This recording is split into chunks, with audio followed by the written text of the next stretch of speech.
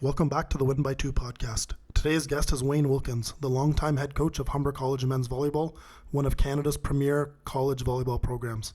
Here's my conversation with Wayne on building championship teams, developing athletes, and creating a winning culture. Wayne Wilkins, how's it going? Thanks for being here. Hey, thanks for inviting me. It's been a good day so far, so I'm expecting a good podcast. Easy answer. Like, getting you on this was a no-brainer. You were one of the first guys on the list that we wanted to make sure in terms of coaches. You've been a part of my coaching, like my volleyball life forever. Like from when I was a kid playing volleyball, we always knew who you were. We always were well aware of Humber. So this is a really important one for me. So again, thanks for being here, man. No, honestly, I appreciate it. I'm looking forward to it. I know you and I have not only known each other, our paths have crossed. Just the relationship between Humber and Pac-Man has been strong for a long time, and some of our best moments have been together. So looking forward to it. Before I kind of get into your long, illustrious career at Humber, I would love for you to tell people, how did the relationship between Pac-Man start? Because we have an amazing relationship, but there was a starting point. So I'd love for you to shed a little bit of light on how the relationship between Pac-Man and Humber started. Yeah, I think if I kind of think back, I remember really where it kind of took off is my son playing volleyball. I had heard about club volleyball, et cetera, and then my son was looking for a place, and it was all by accident, I'll be honest with you, because he actually went to Toronto West for a tryout, but he was an underager, so he was at like 12 or 13 years old at the time, and I remember going in there, and the coach was trying. It was a 14 or 15U team, but it was the youngest they had. And I said, hey, let me, my son, he's going to try it out, blah, blah, blah. And the coach was totally against it. I was like, no way, can't have him, too young, go home, not good enough, whatever. And I remember coming home to my wife saying, this guy's crazy. Like, I absolutely know the kid can play. There's got to be somewhere else. And sure enough, did a little bit of research, found Pac-Man, talked to Kelly.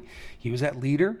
I went over and joined the team later probably that month, and had a great season. And he started from Pac-Man, I think 13U, and moved his way up. And he's made a ton of friends all the way through. But that's kind of where the relationship started, and then it kind of just grew from there all the way to the college. Yeah, and you've been at that college for over 30 years, so those things don't happen by accident. I'm sure people would love to know, how did that start for you at Humber College? Yeah, so I'll start really from volleyball. Like, how did volleyball start for me?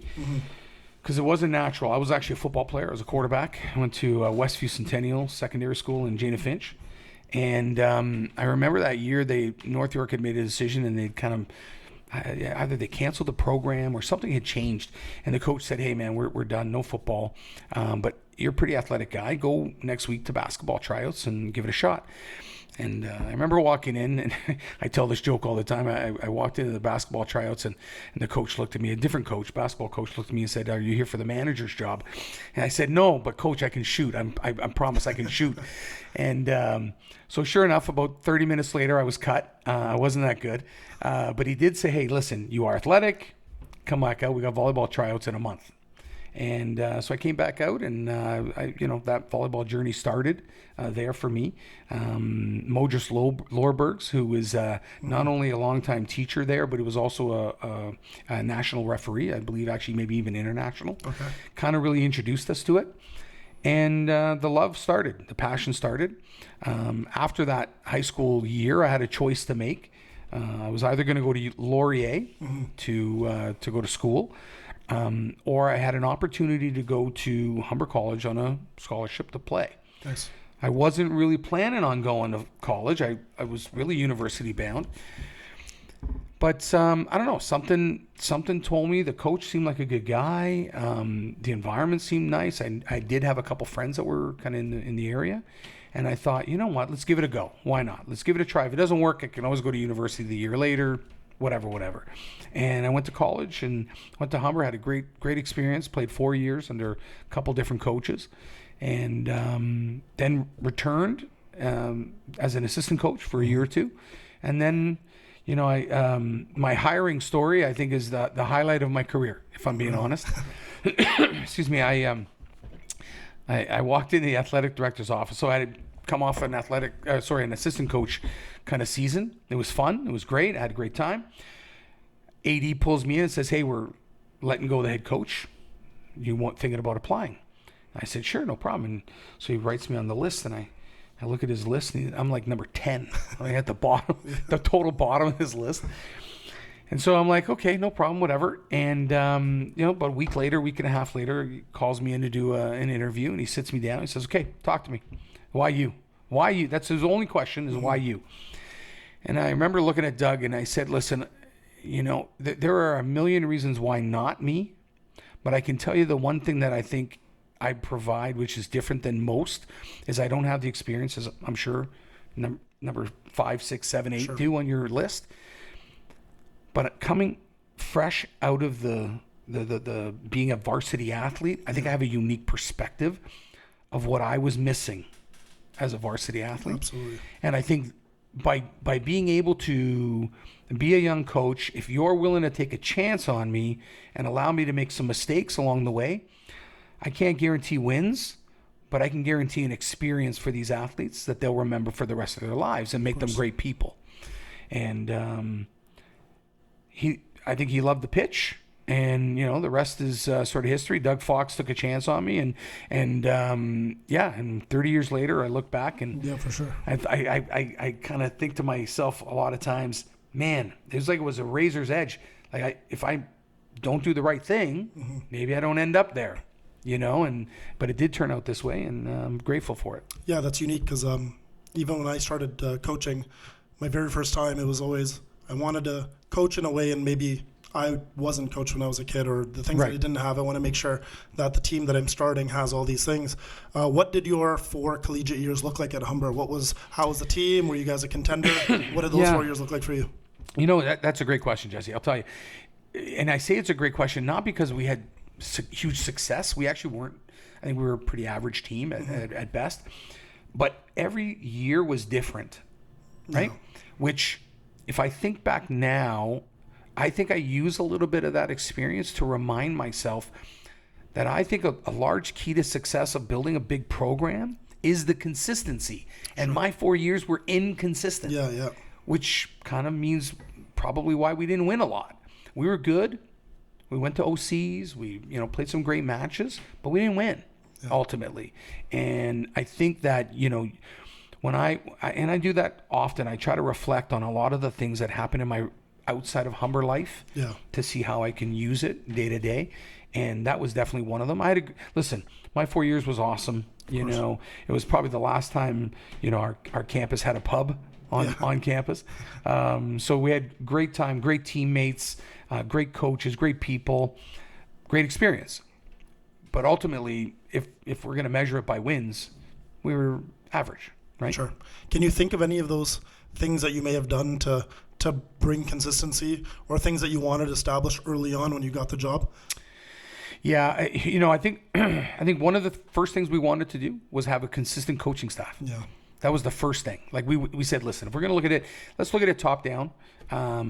If we're going to lead young men, then the leaders have to be consistent. Absolutely. So the first thing I did is at that time I had an assistant coach, Dean Wiley, who was an employee at the school, recently retired. Great career at Humber. Anyways, Dean was with us, and he was a staple. And he was a great guy, good with the kids. He was really, really personable. So we brought him on board. He played volleyball as well, so he had some volleyball knowledge. And he was good for a few years. And then I think, where I believe it really took off is, and I joke about this as a ton with my brother. My brother had Hank Ma coaching with him on the women's side. Yeah. And believe it or not, Doug Fox said to me a couple times, man, I think Dean needs a change, needs something a little different. He still wants to coach, but maybe we move him onto the women's side. I said, listen, if you want to move him onto the women's side, I'll take Hank Ma and I'll give you 6 water bottles. Yeah. No problem. It's an easy switch. And it worked out. No offense to Dean. And Hank came over, and I'll tell you honestly, that is really where things started to take off. Yeah. Hank is I mean, he's just a technician. Like, he is, really, really good with, breaking down, skills and understanding, how to. I find I kind of look at the two of us as we're kind of each other's yin and yang. Yeah. He's that technician, and I believe I'm that tactician, and I think the two of us work off each other that way, which is why, I mean, there's not a lot of pairings, whether it's in the OCAA, CCAA, or even U Sport, that have been assistant coach for over 20, 25 years together. Well, for as long as I've ever thought about Humber, I've known Humber, it's always been you, and Hank Ma's always been by your side. Yeah. And I think even as young kids looking at the program, they appreciate that stuff, right? Because they want to think about where they're going to spend their next 4 years, 5 years, 3 years, whatever it is. And there's a lot to be said about a coaching staff that's been consistent for long periods of time, right? Yeah, and that's really where the consistency started, was that let's get the coaches ready that are going to be in the right position to do the right things. And then that will lead to, maybe some discipline structure and, some consistency, which it did. And then we had to sit back and really take a hard look at, okay, what athletes are we getting? Yeah. Are we getting the right kids? Like, I don't mean are we getting, the kids from Mississauga or the kids from Barrie or whichever geographically. What I mean is, at that time when I took over, 90% of the kids that we had on our team were high school kids. Yeah. And rep was really starting to make a push. Sure. And I said, we need to change the way we recruit. We need to change our resources. We need to put some funding behind it. And we have to go after the best of the best. And I think when I think about the best of the best athletes at the time, I know people laughed. Yeah. Oh, come on. Why would I go to Humber College Sure. instead of going to, University of Alberta? Yeah, of course. I get it. But, I have this book that I carry with me, and it's sort of my thing. People kind of they always see me with it when I'm coaching. And it's a book. I replace the papers every year, but the cover stays with me because it has on it something that I think is very important. And it's sort of a mantra. And on it says, dream big, work hard, make it happen. Yeah. And my thought was, right at the first, when I see the dream big part, like, why can't that guy come to Humber? Like, absolutely. And I think what happened was a lot of people just never took the chance to ask the question. And when I think about some of the athletes that we've had throughout the last 30 years, they absolutely could have played in, of course, some of the top programs in the country, but they chose to come to us. Sure. And I think there's a reason for that. And you obviously talked about having the consistent coaching staff. You've been there. You've had Hank.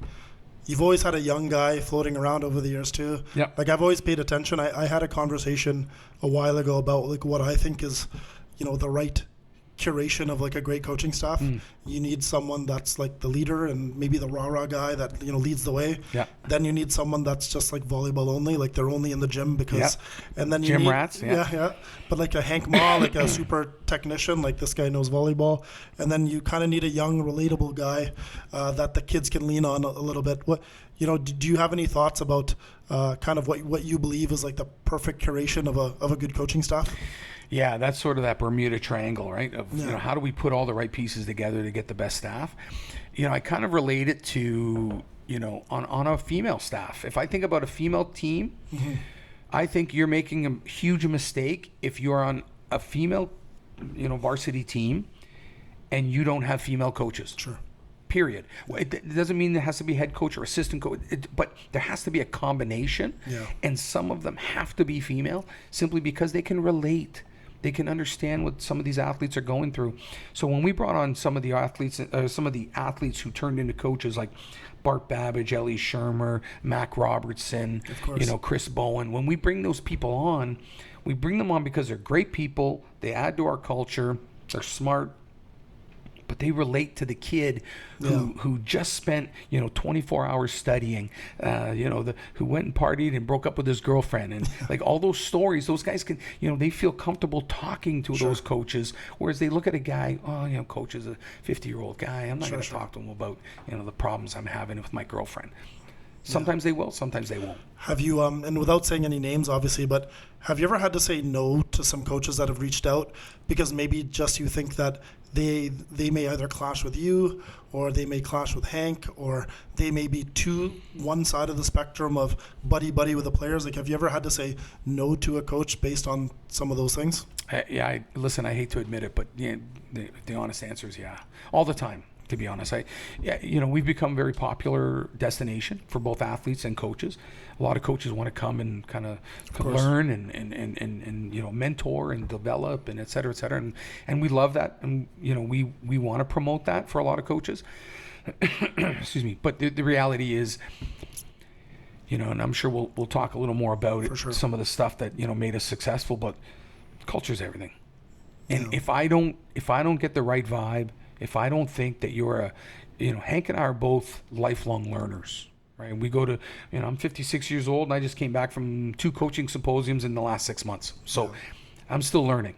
And I think when I look at other coaches that come to us or reach out, they got to fit the criteria of what I think is going to be, conducive to a great environment for us, but for them too. Because, the other side of it is I could easily just say no because it doesn't fit us. But, maybe having them in there would be a negative experience for them too. Sure. And I don't want to discourage that, right? So have you ever had like the coach checks all the boxes, like volleyball knowledge, great resume background, but they're just not a Humber guy? Yeah. It's kind of funny because a couple people have said to me, "Oh, you only hire Humber guys." I would ask them to check because there have been a couple coaches that we have hired that are not Humber guys. Yeah. I think we turn them into Humber people. For sure. Yeah, and when I say Humber guy, I just mean the person that fits the culture, not necessarily 100%. Somebody that went to Humber. Yeah. Yeah, no, but I literally have had people say, "Oh, you only hire people that graduated," and I said, "No. I think really what it is, there's some core principles that we have, and if we feel that you can, kind of match, why wouldn't I? Listen, finding assistant coaches, and you would know, running a club, it's hard. Yeah, it's not easy, and it's definitely not easy finding good ones. So, I'm willing to mentor anybody. At the end of the day, you got to find the right people to fit in the right space. Yeah. And you never get an addition that's only a pro. Every coach you add, there's pros and cons, and you have to balance that, right? Yeah. There's going to be this con, but then does the pro outweigh it or not? That's something we deal with all the time. Every singular person you bring into the nucleus, although they can bring lots of positive things, they are just going to take away. Yeah. I think naturally. You're looking for coaches. I think it's a lot more critical for you guys than us. I mean, you guys are dealing with little kids and very impressionable minds. Absolutely. Yeah, at the college, don't get me wrong, they're still young men, but the reality is that I can buffer a little bit of some of that stuff, sure, right, at the next level. But it is critical that you guys are hiring the right people to mentor these young people for sure. You said something unique there. You said you came back from a couple of coaching symposiums in the last 6 months. Every time I go to a VNL symposium or any symposium in the area, I always see you and I always see Hank. I wanted you to touch upon that a little bit because you've been coaching at Humber for over 30 years. You've had all this tremendous success, provincials and nationals. Why do you keep going to these symposiums? Like, what is it about coach development, continual coach development, that matters a lot to you? Yeah, I think a long time ago, I remember listening to Terry Liskovich, and I remember he kind of made a statement that said, if you're not learning, you're dying, right? Mm-hmm. And I think, listen, we've been very successful. I think we enjoy, the environment that we have. But Hank and I both know that we far from believe we know it all. Yeah. Right. And I think I'll use this past one that we just came back from. There were a couple things that we learned at this past symposium that we're going to implement in this upcoming season. Yeah, me too. But we were at the same one. Right. And really there's a couple things that I thought, wow, that and listen, when you do it for 3 decades, a lot of things have come back around. Right. But that's part of it. That's part of that learning is that, we're starting to see things that are developing, at the higher levels that are going to trickle down. And, I use one. I talked to the kids. I just came from practice today, and I talked to the kids earlier today about one of the ones that I think eventually will trickle down to us is that, the push, pull, double hand swipe, that rule that they've changed at, the FIVB level. sooner or later it's going to start trickling back down to us. Absolutely, yeah. And so we have to make an adjustment for that. Whereas we could continue on our merry way and keep doing it the way we do, but I think we're doing ourselves a disservice. For sure. And so, no, we're lifelong learners. We and listen, we get a chance to connect with coaches, and that's the best part of the whole experience, right? Honestly, we go for 3-4 days, and we get to watch a great ton of volleyball. And listen, I give a ton of credit to Humber. Their support for what we do, their coaching development and the money they put behind it, and because they don't have to do that. I mean, they could say, do an online course. Right? Of course. But they don't. So, listen, I want it to be well known that, we appreciate the support that they show us. Absolutely. And I think that kind of goes to that next step. But when you ask me about how to, that top-down program thing. Sure. We did the consistency on the coaching side. We talked about getting the right assistant coaches. Well, Humber had to step up to the plate too. Are you going to take this serious, or are we going to run this like a rinky-dink program? Of course. And if you want us to win national championships, then you got to step up, because we got to play with the big boys. No, and I think there's something to be said seeing you and Hank there every single year. Like I always know I'm going to bump into you guys, and I always know we're going to, even the after hours or lunch together and talking more volleyball, like even outside of the scope of what we learn.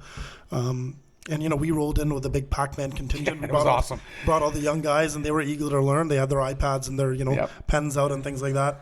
Obviously, by you doing this for so many years, do you have like a little bit of a hope of some things that you may learn? Like now that you've been doing it for so long, do you want to learn more about, like, I don't know, how to deal with maybe the modern day athlete, or a little bit more on the mental health stuff that goes on? Like is there something that you're kind of like, I wish I could learn maybe a little bit more about, certain things? Listen, I think I live my life understanding one thing to be true, which is that the smartest man is the man who hires someone smarter than him. Yeah.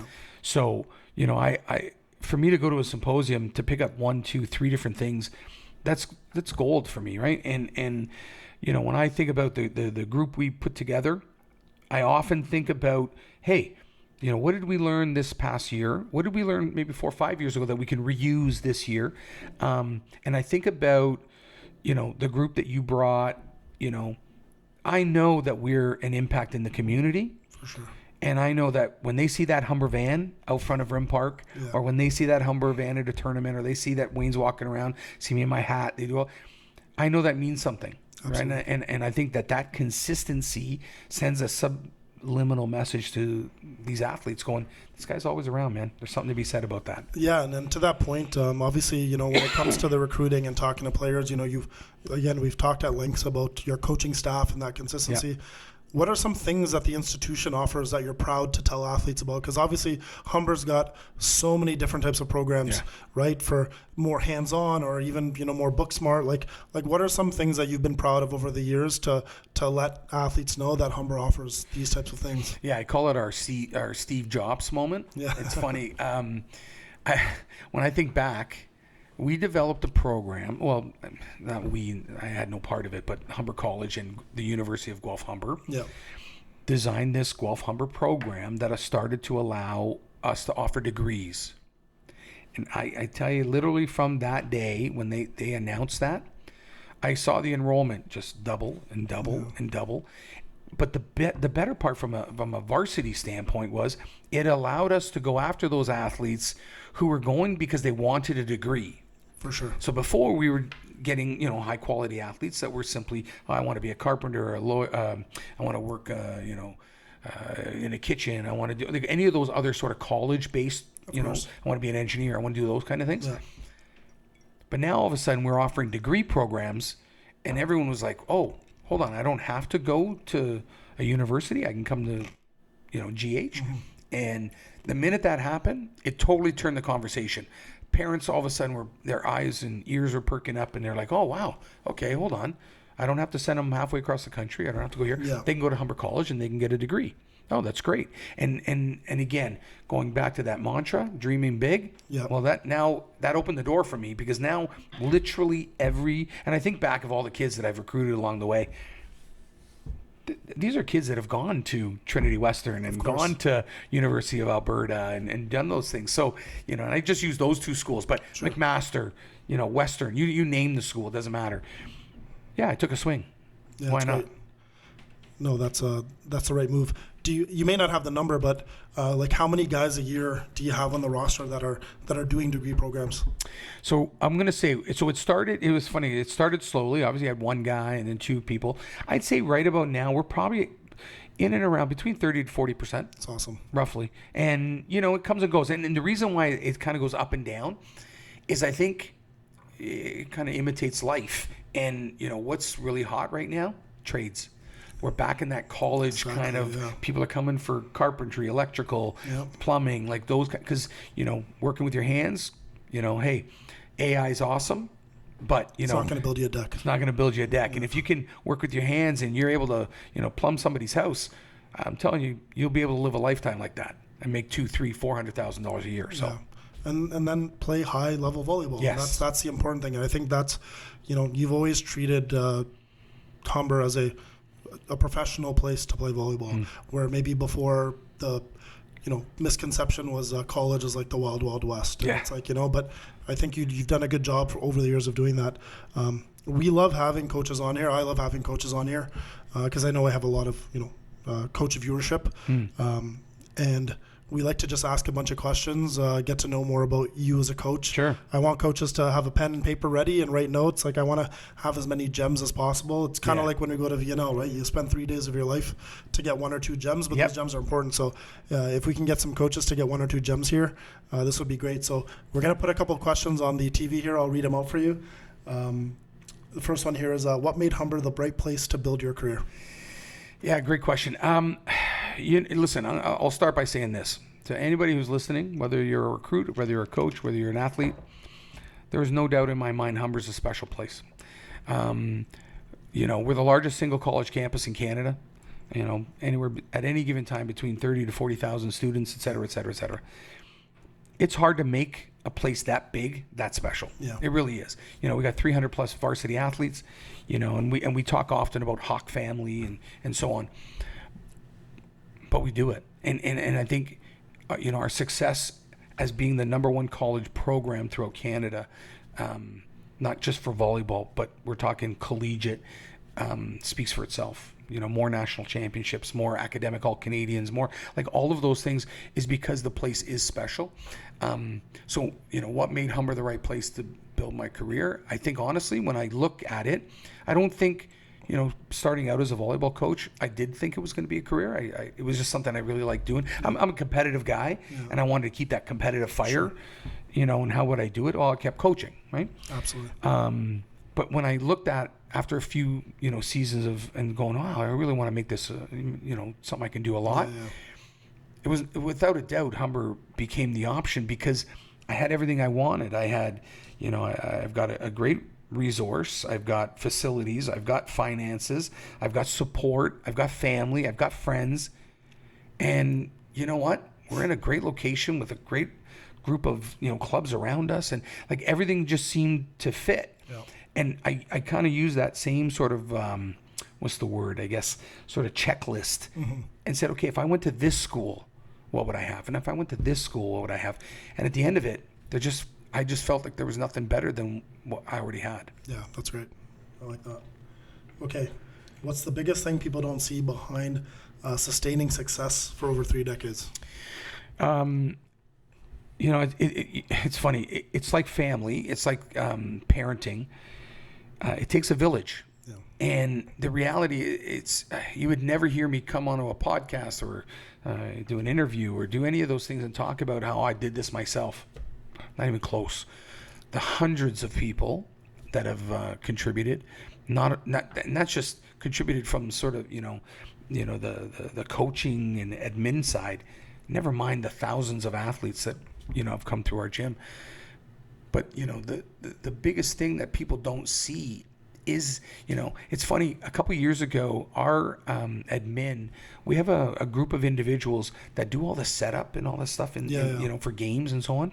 And I really loved what they did because I think it's kind of says everything. They got these kids t-shirts, and on the back of the t-shirts, it said ghosts. And that was, the concept that they were trying to get at is, you don't see us. Yeah. We're in behind the scenes, but we're the ones that are setting everything up. We're doing broadcasting, and we're setting up score sheets and doing everything like that, but you don't know we're there. Yeah. And I think that's one of the things that is the tribe and the village that we've gotten behind. And I think even the way, like one thing I've always noticed is even the way the institution and you guys treat alumni and graduates is just always seem like it's not, all right, thanks, see you later, thanks for everything, thanks for the championship. You know, the way you guys honor them, the way you guys bring them back, the way they're still at all of your games. Like obviously you're a big part of that, but I've noticed the school goes above and beyond to make sure that the alumni feels welcome back. Like I saw you guys did your floors and you have like alumni's names on the floors. Like I couldn't believe it. But in my head I'm like, that's unreal. Like what a great place to play. Like we often look for ideas and things that we garner from whether it's alumni or other institutions, and we try to listen. It's like coaching, right? We steal from each other. Like everyone's grabbing this idea. Oh, I got to use this idea. I just told you. We went to VNL and we went to the symposium. We listened to 4, 5, 8 different coaches, and Hank and I are going to implement 2 or 3 different things. We didn't come up with them. Right. Yeah. So everyone, steals from each other, not in those ideas way. But no, when I think about what we do from alumni, and it goes back to that same plan overall, is that, we need to know that if we provided a great experience, why wouldn't they want to come back and support, and so, shout out to all of our alumni. They mean the world to us. We love them. We've kind of done a bit of a shift last year, and we really enjoyed what we did, and we're going to do it again this year, where we bring back our alumni on seniors night. And what happens is it's going to be an alumni sort of match where they get to watch us perform as varsity athletes. Yeah. The alumni are invited. We feed them and bring them out and show them a good time, and then we're taking our seniors and showing them that that's where they're going next, is they're going to be part of that alumni group. Yeah, that's cool. And it's really cool. It's really, really awesome. That's definitely, that's a big part of the, people don't see that, right? So that's awesome. Okay, this is good stuff, because this is where I really want to, I've asked every single coach this question when they've been on. How has your coaching philosophy changed from year 1 to year 30? Well, or has it changed? Maybe it's the same. I was going to say, I'm not sure how other coaches have answered this, but I'm going to say this. I think the surprising answer is, I think there are lots of changes, obviously, between year 1 and 30, whether it's from the program or just, my coaching tactics or philosophy overall, I guess. But I think the basic core of what I really want to teach these young men hasn't changed. Yeah. Accountability, responsibility, enjoyment, passion, live your life, enjoy, like all of those things were the core of what we preach every day. I heard a saying that was kind of just random today. It's just kind of funny that we're having this discussion today about it. But the question came to me, would you rather be a team of lions led by a lamb, or would you rather be a team of lambs led by a lion? Yeah. I think about that, and I think to myself, has my philosophy changed? Well, I think when I look at that, listen, we all want a team of lions led by a lion, but that just doesn't happen. Yeah, absolutely. It's the perfect scenario, but that doesn't always happen. So I think it's important to lead, right? And I think holding these kids accountable and making sure that they do responsible things and showing them that I don't care if it's 1995 or 2035, there are still some core philosophies that still have to be upheld, and I think that's what we're trying to show them. Yeah, no, it's good, and that touches base on your consistency, right? Like you gotta keep some of those core principles going, and listen, if it's working, then you gotta keep rolling with it. Okay, how do you keep players motivated when winning becomes the expectation? Yeah, I love this. Listen, if anyone who's played for me, and I know you guys, some guys here and some staff, and a ton of Pac-Man kids that have kind of come through, even when I coached at Pac-Man, they'll tell you, I think one of my biggest strengths is being able to find a way to motivate kids, and get them to be the best version of themselves. Of course. Honestly, how do I do it? I find the inner piece of what they are. Like, what is it about them? Mm-hmm. What gets them? Because not everybody's the same, right? So, there's a lot of coaches that are yell and scream, and it just doesn't do something for that person. So I think really, I think finding a way to make sure that the approach you take touches everyone. so that person's affected and the next person is probably the best way that I can sit back and look and go, hey, I motivated everybody, but I insulted nobody. And that's you'd be willing to die on that hill, right? And that stuff matters, right? So, no, I like that a lot. Okay. What's one lesson you've learned from a season that didn't end the way you wanted? Yeah, we've had a few of those. Listen, I think, and maybe age has kind of done this, because I think if you had asked me this question 10 years into my career, I might have had a different answer. I think, don't be so hard on yourself. Really reflect, weeks after the season's over and ask yourself, did you do everything you could? And if you did, hey, it just didn't work out, right? If you didn't, write down all the things you didn't do and make sure you prepare for the next one. So I think the patience and understanding things sometimes they just don't work out. Sure. Whereas I don't think I would have accepted that when I was a younger coach. But I think that, when I look at the athletes, they're not all created equal. Sure. We sit back and look at volleyball as an example. I mean, geez, it wasn't that long ago. We were playing with high ball setting and a white volleyball and bad shorts and horrible uniforms and to what we're doing now. So lots has changed. So, be patient. Quick little segue question, and you may not have an answer. It could be a weird question, but, just because you've won so many times, have you learned how to lose? That's, because I know sometimes when I first started coaching, same thing. Like, you win so much, and then young coach, you lose 1 year and you don't know how to handle it. But I think you have to learn how to lose. Yeah. No, listen, we tell our guys all the time, right? They got to learn, to be comfortable being uncomfortable. Losing is uncomfortable. Nobody likes it. I think if you look at actually, it's kind of interesting, that question, because if you look over the last 5 years, so let's knock the elephant in the room here. We're on a 6-year win streak. Yeah. All win streaks come to an end, right? So whether I am or not, I better learn because at some point, I hope it's not soon, but it may happen. So when I sit back and I think about, these kids and teaching them the right way, they got to learn to handle adversity, handle disappointment, handle winning, losing, all of those things.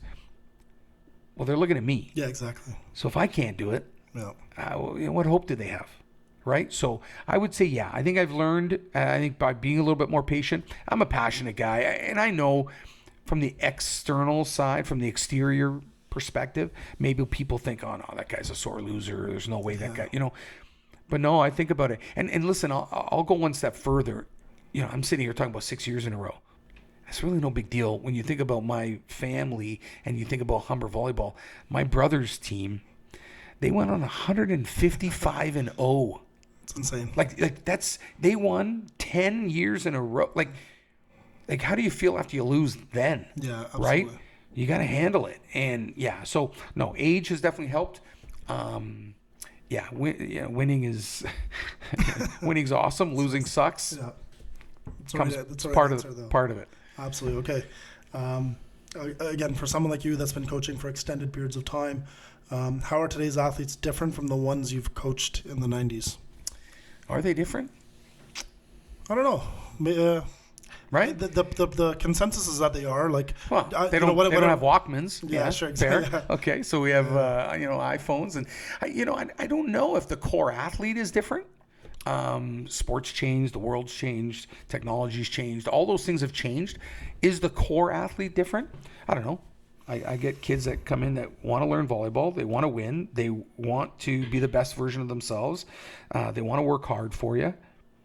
I had those in the 90s, and I have them now too. And they're still the hyper-competitive kids that you competitive. have. They want to win championships. Now, has some of the stuff external to them changed? Absolutely.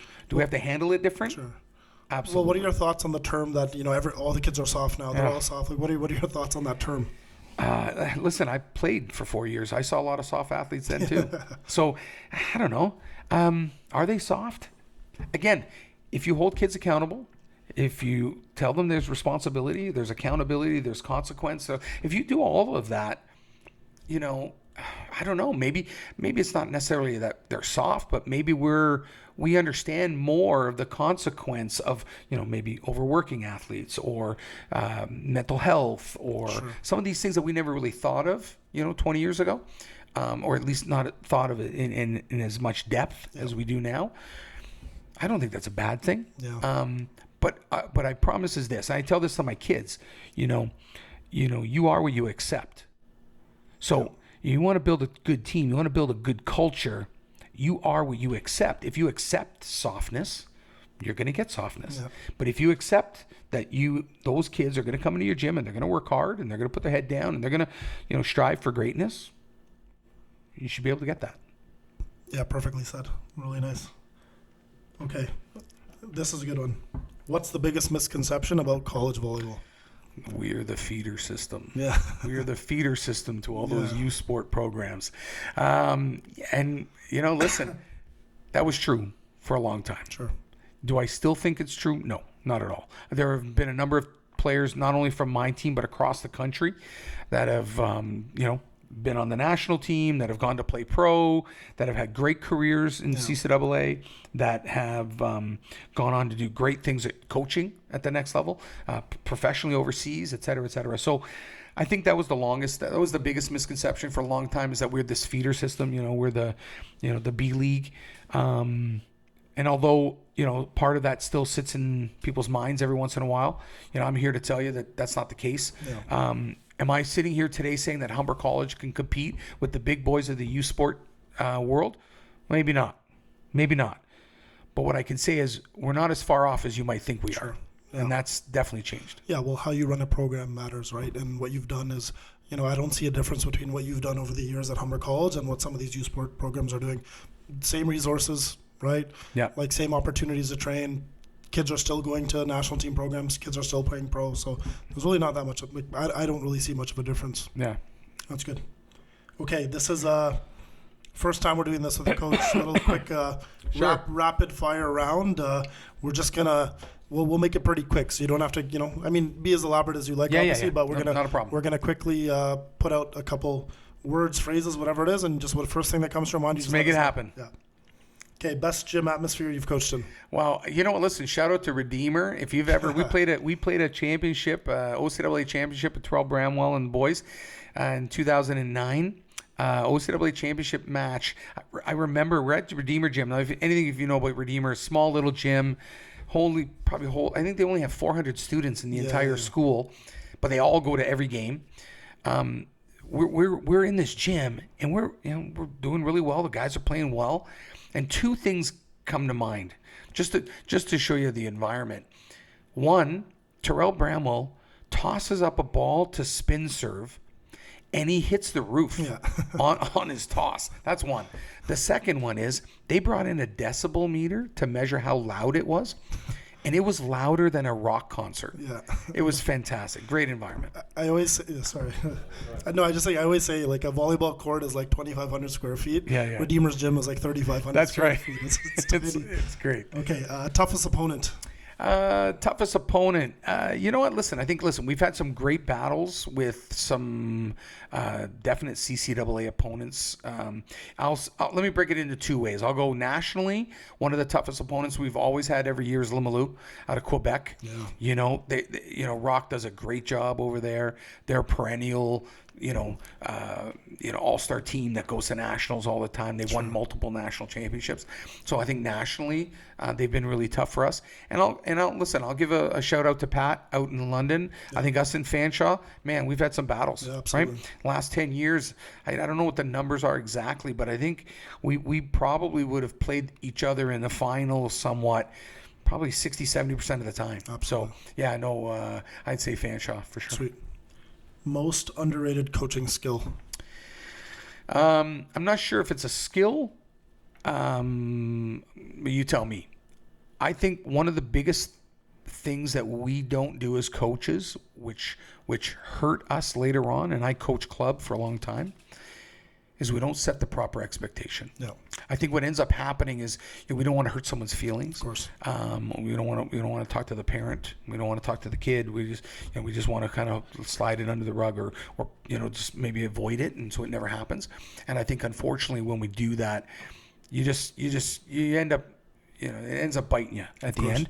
And the same with athletes. Your athletes relying on you to come in and give them the goods. They want to know. I've had so many athletes say to me, Coach, what I got to do to get on the court? Sure. I'm not going to lie to you. I'm going to tell you exactly what it is. And if you can't because of this, then at least right? So Absolutely. I think setting the right expectation. Good. One drill you've been using for 20 years. Come on, everyone uses Kojima, right? Yeah. Isn't that the one? Absolutely. I think that one is probably the one that everyone uses. Serve, receive, oh my God. Everyone that serve and pass. Pass, yeah. Those are probably the two that I would say. Staple every practice. Staple every practice. This one, GOAT, greatest Humber of all time. Yeah, you know what's interesting? I'm looking at this and I'm thinking, obviously we've had a number of great athletes that have come through. I'm also on a Pac-Man podcast. Yeah. So I'd be remiss not to include a Pac-Man player. What I would say is this, though. Special mention to a gentleman who we only had for a season or two. Took us to a championship as well. Really great player. His name was Sokol Hakrama. He was from Albania. Came and played for us. Great setter. Really kind of took us to the next level, showing us what was required from that position. That quarterback position, right? Super important. But that being said, although he was really, really, really good, without a doubt, I think hands down the greatest Humber athlete that we've ever had in our gym. And I think it was voted on from not only just from us at Humber, and I'll break some news here on your podcast as well, but Terrell Bramwell by far was a game changer. When you think about greatest of all time, I think if this person couldn't take over the game himself or herself, they're not the greatest of all time. Sure. Michael Jordan could take over the match, take over the game all by themselves. That's Terrell Bramwell. Absolutely. I think back of, on all the championships, the year we won nationals, we almost didn't make it, right? We're playing Mohawk up in Nipissing. I was there. And we're down 0-2. And then Derek Quinn and Terrell Bramwell just took over, and I think he ended with like 52 points that night. Yeah, 50. So, again, without a doubt. So here's the breaking news. Long overdue. Terrell Bramwell this season will be going into the Humber Hall of Fame. Well deserved. His jersey and his face is going to go up in the rafters. And our hope is that later in the year he'll also enter the OCAA Hall of Fame. It's unreal. So. And he still holds a bunch of the records. Absolutely. Yeah, still holds a bunch of records. There's guys that continue to look and try to beat it, but no. And to think about it, and I think he still had a bit of a shortened career. Had he played his full eligibility healthy, man, who knows? Absolutely. So congrats to him. He's a great alumni of ours for sure. Okay, well, let's go here. One piece of advice for a 20-year-old coach just getting started. I think as a coach, especially a young coach getting into it, and I know this may sound harsh, you were probably a player. You probably had a pretty decent career. And I don't want to tell you that these kids don't care about that. Yeah. But that cannot be their focus. Your career, it's not about you. Sure. So I just see too many coaches going, well, when I played, we did this, or hey, I used to do that. That's awesome. Your experience is important, but it's really important to you. Of course. And I think you got to find a way to give that information to the athlete, but not make it about you. 100%. And I think if we're able to do that, you're just going to get so much more respect from your athletes. And I think if I was, sitting in front of a group of young coaches, that's the one thing I would tell them is, talk less, work more, and don't make it about you. That's perfect. That's the right idea. Yeah. One more question, I believe, right? I have a question. Oh, okay. So one of the things that, I said, listen, I'm coming on to this Pac-Man podcast. I said, there's been a question that has been in my brain for about 25 years that I have no choice. I got to ask Jessy. So my question is this. So Jessy, you and I go back a long time. Long time, yeah. And you played volleyball, right? You played at both in the OCAA and in U Sport. Yep.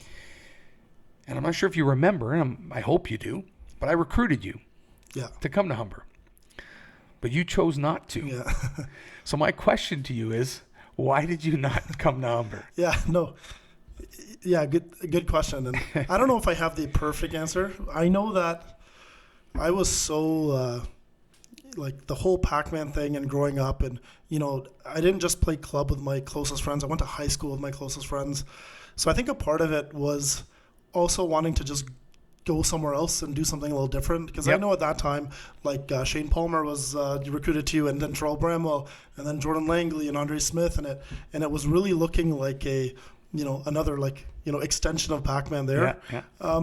So I was kind of like, there was an opportunity to go and play in the OUA, and I'm like, I think I need to just take one step in the other direction and just explore. So it had nothing to do with you. If I could listen, Awesome. if I could go back in time, I probably would have said, you know what, should have just played with Terrell and helped him get to all those records and ride his coattails. But no, really, I wanted to just take a step in another direction. And to be honest, I think it was the best thing that I did, because my relationship with all of those guys is so unbelievable right now. I think because we went off and did our own thing for a little while. Yeah, made your own names. I reconnected with Terrell and Andre Smith and shit like 10 years later. Like, they all did their own thing, we did our thing. So honestly, I think the big reason was doing that little bit of separation. Awesome. Because if I had just stayed with them forever and ever and ever, you never know, right? Listen, the competitor in me was like, listen, if I look at trying to get a recruit, and listen, we don't hit them all, obviously, Sure. we don't get them all the time. But if there's some, and at the time, I remember specifically, Jessy was a big name recruit. We got to land this guy, and we didn't land him. And so for years, I thought, when the time is right, I'm going to ask him listen, what happened. In an alternate universe, I'll be a Humber Hawk one day, Perfect. This will be the last question. I think this is a great way to end the podcast. When people look back on Wayne Wilkins' career, what do you hope they'll remember? As you get older, you think about this more. When you're young, you're not really thinking about it. You're kind of just going through what you're doing day to day. I think about this more. I would say, listen, the wins are nice. The championships here and there. Like, Ontario hadn't won a championship, a national championship in over 30 years when we won it in 2012. When you think about Ontario universities, they're still waiting, right? Yeah. So, it was a big deal. Super competitive. I want people to understand the level of competitiveness that we had, that we were willing to dream big, right? And do what we could to make it happen. But what I think I really want everyone to remember is that I was really focused on paying it forward. Yeah. I was blessed to be having some good role models, having some good coaches, some good people that kind of told you that, listen, be grateful for what you've got, work for whatever you want to dream to get. Sure. But make sure you don't forget the people that helped you get there, and make sure you pay it forward. And I think ultimately, people may write down the records and wins and losses and championships. That's awesome. But you know what? He's a family guy. Yeah. My family stands by. This doesn't happen without my family. Of course. So, I was able to coach my kids, all that kind of stuff. So, people person, good coach, good guy, paid it forward, and, was dedicated to the sport. And you know what? From the outside perspective, I can confidently tell you that is the perspective of Wayne Wilkins. When I talk to all my volleyball peers, you have that respect from everybody. I said this to Dustin Reed last week, and I'll say it to you. You're on my volleyball Mount Rushmore. There is no volleyball life that I've lived where you weren't a part of it, in and out and around, coaching with you, against you, whatever it may be.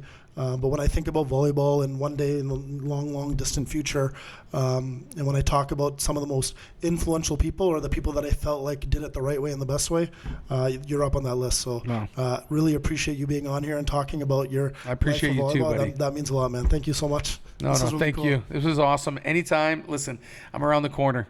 So you want a follow-up episode, you let me know. Now I just owe you a left side or a setter.